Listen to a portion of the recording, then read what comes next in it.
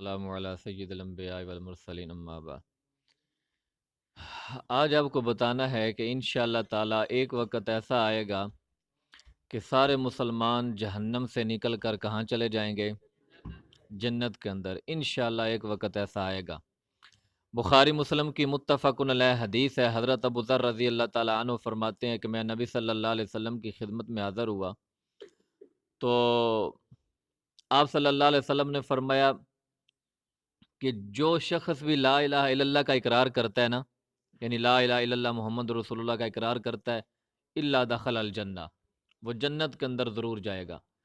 تو ابو ذر غفاری کہتے ہیں میں نے پوچھا یا رسول اللہ چاہے وہ زانی ہو چاہے وہ چور ہو پھر بھی جنت میں جائے گا؟ وَإِن زَنَا وَإِن سَرَقَ قَالَ وَإِن زَنَا وَإِن سَرَقَ، آپ نے فرمایا ہاں چاہے وہ زانی ہو چاہے وہ چور ہو ایک دن جنت میں چلا جائے گا۔ حضرت ابو ذر غفاری کو بڑا تعجب ہوا، انہوں نے اپنا سوال پھر دہرایا، کہا یا رسول اللہ وَإِن زَنَا وَإِن سَرَقَ، چاہے وہ زانی ہو چاہے وہ چور ہو پھر بھی جنت میں جائے گا؟ آپ نے فرمایا وَإِن زَنَا وَإِن سَرَقَ، چاہے وہ زانی ہو چاہے وہ چور ہو ایک دن ضرور جنت میں جائے گا۔ میں قربان جاؤں ابو ذر غفاری کی پاکیزہ ذہنیت کے اوپر، ان کو یہ جواب ہضم نہیں ہو رہا، وہ پھر پوچھتے ہیں وَإِن زَنَا وَإِن سَرَقَ، یا رسول اللہ چاہے وہ ساری زندگی زنا کرتا رہا ہے چوریاں کرتا رہا ہے،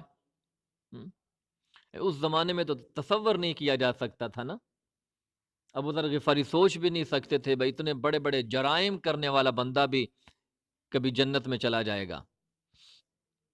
تو اس لیے اپنی بات وہ دوسری دفعہ تیسری دفعہ دہراتے ہیں، یا رسول اللہ وَإِن زَنَا وَإِن سَرَقَ، چاہے وہ زانی ہو چاہے وہ چور ہو۔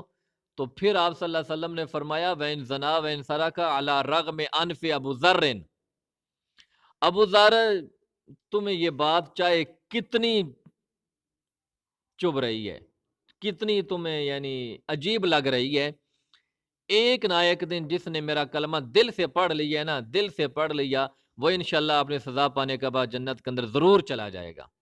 ٹھیک ہے، اس لیے جو آتا ہے نا خالدین فیہا ابدا قرآن مجید کے اندر کہ وہ لوگ ہمیشہ ہمیشہ جہنم میں رہیں گے، چوریاں کرنے والے یا قتل کرنے والے، تو وہاں مکث طویل مراد ہے کہ لمبا پیریڈ وہ جہنم کے اندر رہیں گے، ہمیشہ نہیں ہمیشہ کافر رہیں گے۔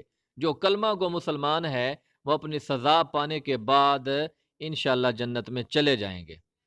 اللہ تعالیٰ دین کی صحیح سمجھ عطا فرمائے۔